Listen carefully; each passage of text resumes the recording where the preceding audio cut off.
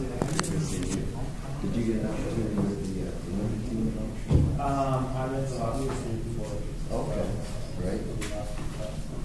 But almost. Yeah. He's one of like 2 college guys left. Wow. But he's good. 2016. Rio, he'd rather go to Rio. Yeah, exactly. I want to try to find a way to go myself. Yeah. We got to have a good relationship just so 4 years to remember me. Hey, good to see you.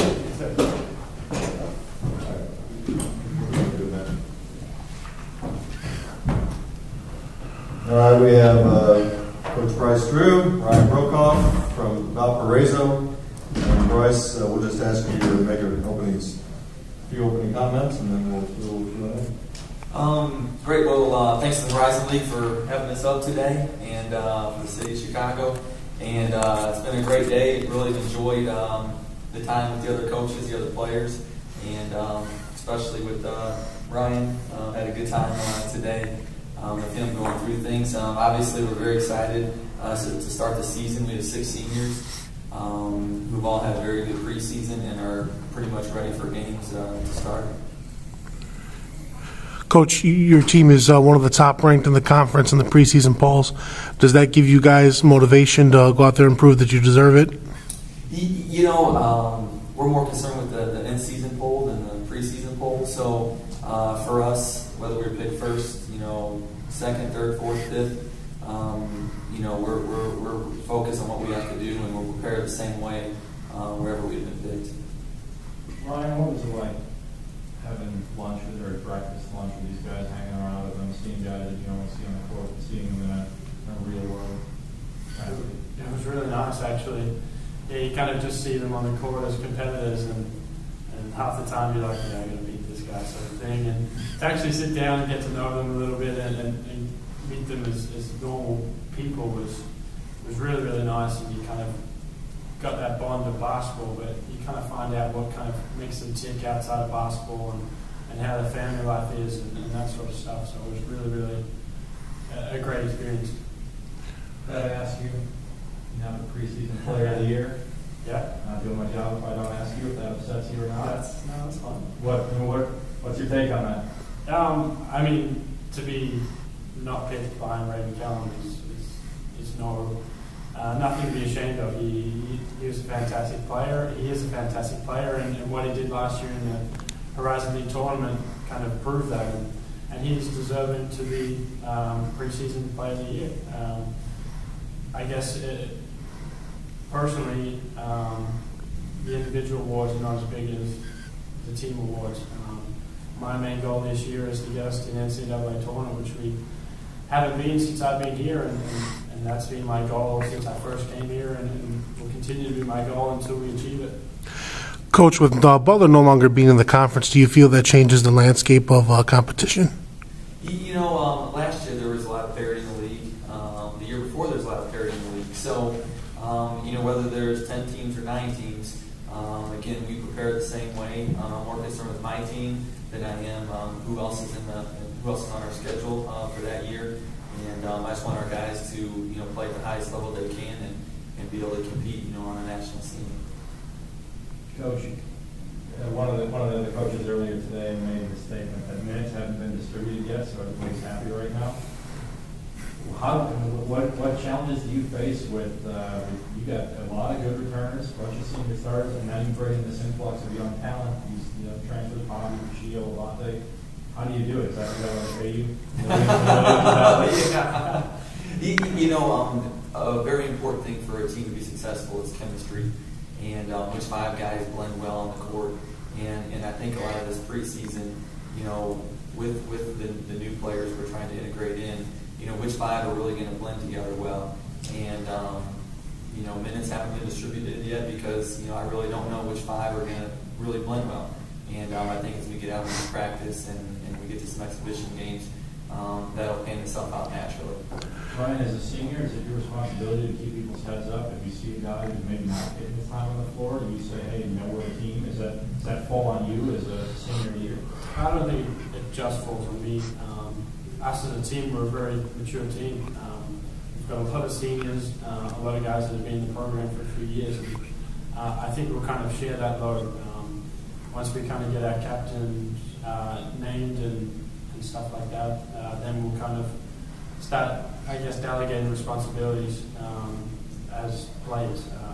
The captains will kind of go through each practice session and kind of keep an eye out for players that are dropping their heads or players that are getting frustrated with certain things and take them off to the side and have a little word to them or give them a little bit of a rev up to kind of get them going again.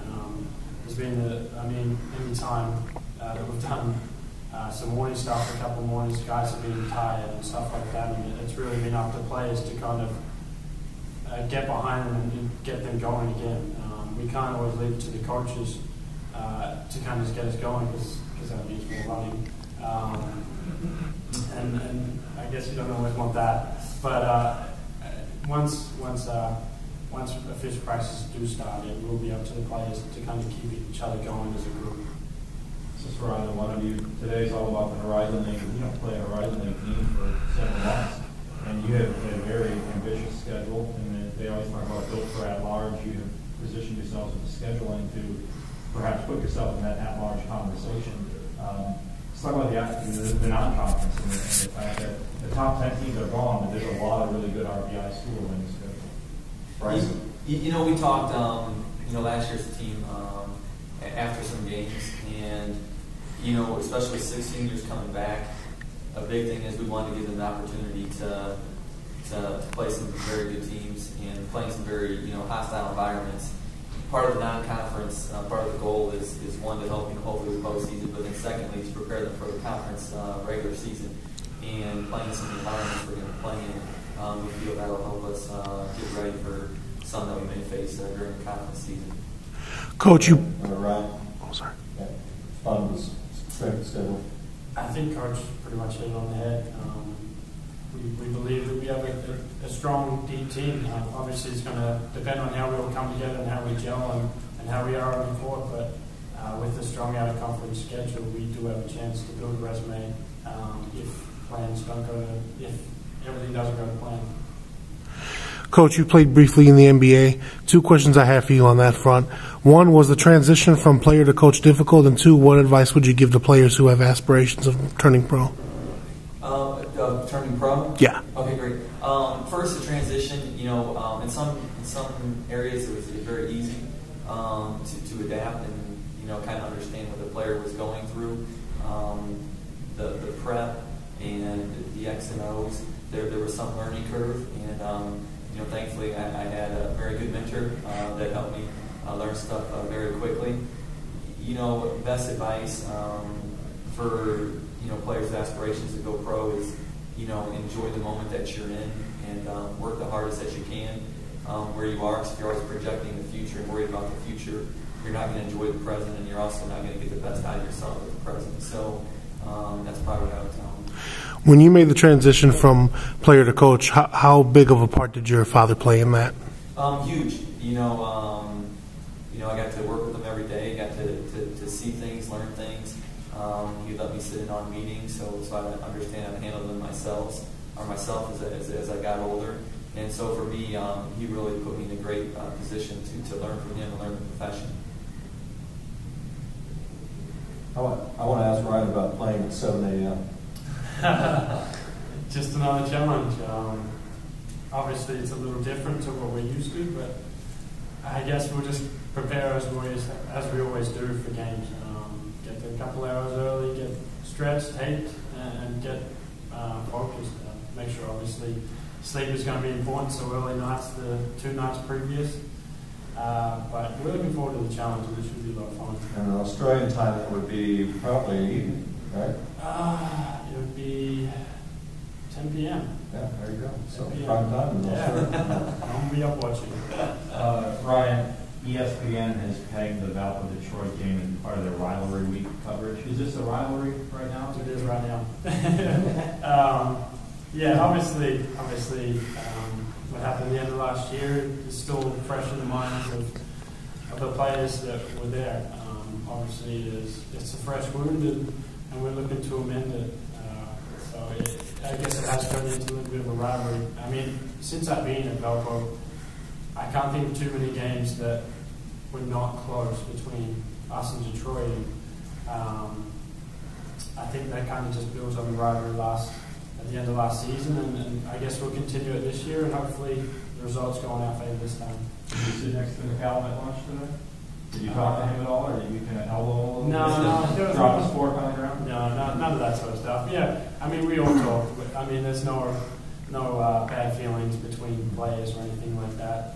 I guess what happens in the court stays in the court, and you have to kind of keep things separate. So, yeah, no, I was fine talking to him, having a chat, having a laugh. So it was actually really nice. Coach, the state of Indiana as well as the city of Chicago, a big market for talented high school players. How difficult is it to recruit when you consider all the other colleges in the area? You know, it's kind of twofold. There's a lot of colleges in the area, so it does make it difficult. But the good thing is there's a lot of good players also in this area, and so there's opportunity to get guys that want to stay close to home. So, you know, I guess you kind of have to look at it both ways. Bobby Coco Bianca, what do you expect of him? You know, Bobby's had a great summer and a great preseason so far. You know, we're looking forward to him coming in. He's a very big body, can rebound well. He's very, very physical in the paint, and so I think he'll be a good addition to our front line. Anything else, guys? Thanks for being here. Thank you.